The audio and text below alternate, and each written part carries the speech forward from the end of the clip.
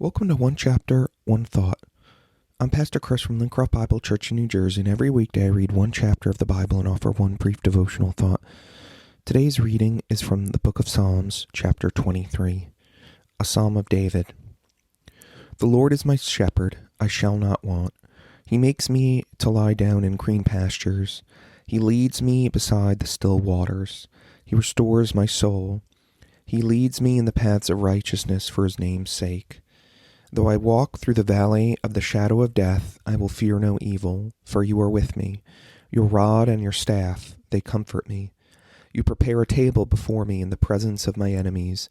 You anoint my head with oil, my cup runs over. Surely goodness and mercy shall follow me all the days of my life, and I will dwell in the house of the Lord forever. One thought. All of us will have to walk through the valley of the shadow of death at the end of our lives. But even before then, we will all walk through that valley to some degree because of the difficulty and suffering of this world. That is the Christian life. But even in the midst of that valley, our Good Shepherd leads us. Verse 2 tells us that the Good Shepherd leads his flock to quiet waters or peaceful streams. Literally, the text says, waters of resting places.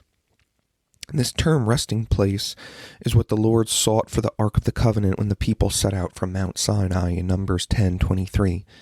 Even further back in Scripture, Genesis 2:15 says God took the man and caused him to rest in the Garden of Eden. Resting place is also used in Deuteronomy 12:9 to speak of the promised land, the land of inheritance that God had given the people. So in other words, what David is saying is that God always leads us to his good presence. Even if we are in the valley, we can have rest. Even the valley of pain becomes a resting place of God's presence.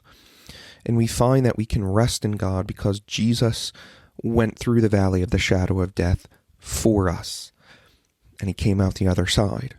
So he leads us into the good land, the place of his presence, because he tasted death on our behalf. But he overcame death through his resurrection.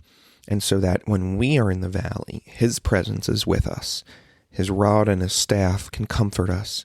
Therefore, we never need to fear. Even though we will be tested and tried, we can faithfully follow our Good Shepherd.